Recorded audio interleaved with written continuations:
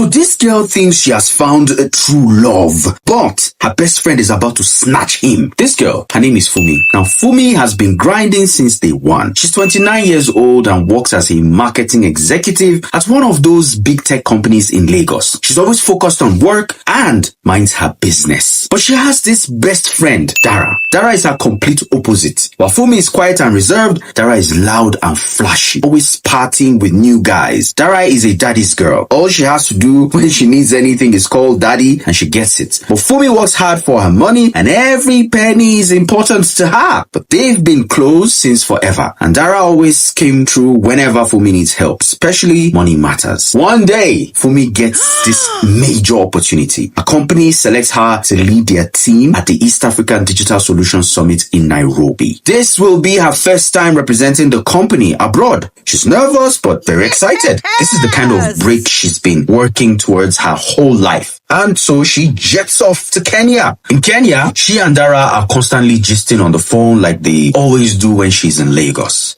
One night, when Fumi is winding down from a long day of meetings, Dara calls her. You can hear the loud music in the background because, of course, Dara is at some party. Dara is going on and on about this party, how amazing it is, and then she starts gushing about this guy. Fumi, I swear this man is perfect for me, she says. Like, I've never felt this way about someone so fast. She turns around to point him out to the camera, but the guy has vanished. She looks everywhere for him, asks people around about him, but nobody knows who she's talking about. It's like he just disappeared into thin air. Fumi laughs it off because this is how her friend behaves. She can fall in love up to 2 times in a week. But Dara won't let it go. For weeks after that, she keeps bringing up this mystery man from the party. 2 months later, Fumi is back in Lagos and absolutely killing it at work. That Nairobi trip turns out to be a big deal in her career. The project she led generates the highest quarterly revenue in the company's history. Her boss is impressed. Her colleagues are impressed. And she's finally getting the recognition she deserves. That is when her mentor at work decides to matchmake her with someone. There's this guy named Remy that she insists Fumi needs to meet. Her boss thinks they will be perfect together. Fumi isn't really feeling it. She has never really cared about love, and honestly, she's been too focused on building her career to worry about relationships. But Dara pushes her to give it a try. And let's go on one date, she says. What's the worst that could happen? So Fumi goes on this date and she's completely shocked. Remy isn't what she expected at all. It's fine and their conversations flow like they've known each other for years. They talk about their ambitions, their values, and their plans for the future. He's driven and focused like she is. For the first time in her life, Fumi feels like she's met someone who actually gets her.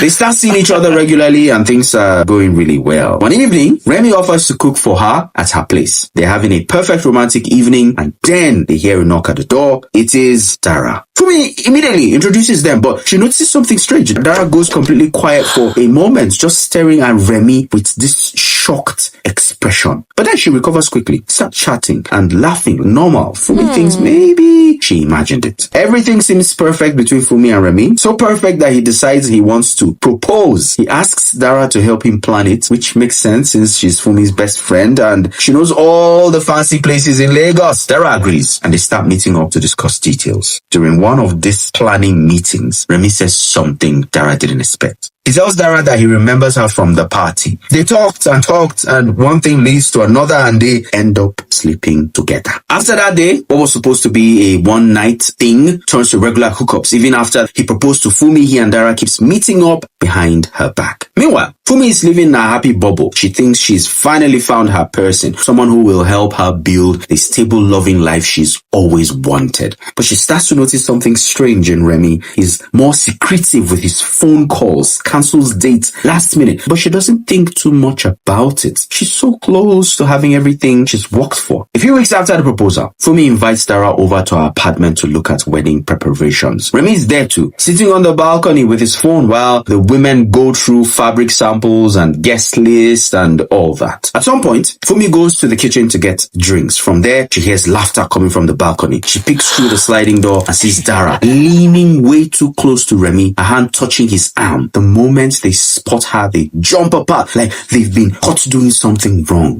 Fumi's mind starts racing, but she tells herself she's overthinking. Dara is her best friend and Remy is her fiancé. They're just being friendly. She shakes off the feeling and goes back to talking about flower arrangements. But a few days later, during another wedding planning session, Fumi discovers the shock of her life. This is how it happens. Fumi and Dara are scrolling through Pinterest on Dara's phone, looking at bridal hairstyles. Dara steps out to use the bathroom, leaving her phone behind. That is when it happens. A WhatsApp notification pops up right there on the screen. Babe, I'm sorry we have to end this because the wedding is too close. I don't want her to find out. And Remy is the sender. He had the same profile picture he's had since they started dating. Fumi's hands start shaking and she stares at the message. Everything starts clicking. Dara's shocked when she first met Remy, their strange behavior on the balcony. All those times Remy cancelled their dates. When Dara comes back from the bathroom, Fumi confronts her immediately. She expects denial, tears, some kind of explanation. But Dara laughs and admits everything. She tells her Remy was the mystery guy from that party in Lagos. She brags about how he couldn't resist her and how it just happened multiple times. Fumi can't believe what she's hearing. Without thinking, she slaps Dara so hard that it echoes through the apartment. When she grabs her keys and races to her car, driving straight to Remy's house with tears streaming down her face. But by the time she gets there, it's obvious he already knows why she has come. Dara must have called him. His defensive form, the moment he opens the door trying to spin some story about how it doesn't mean anything, how he was going to end it, how he really loves. Fumi stands there listening to his excuses, and with each word she realizes that the man she thought would be her husband isn't worth her trust. Without saying anything, she takes off her engagement ring and places it on the center table. Then she walks out. The next morning, she sends a short message to Dara: friendship over, lose my number. Then she calls the wedding planner to cancel everything. It hurt. There's also this quiet sense of relief. Better to find out now than after she's married. And that's how this girl lost her love, because her best friend couldn't keep her legs closed. But maybe, just maybe, she actually saved herself from something much worse.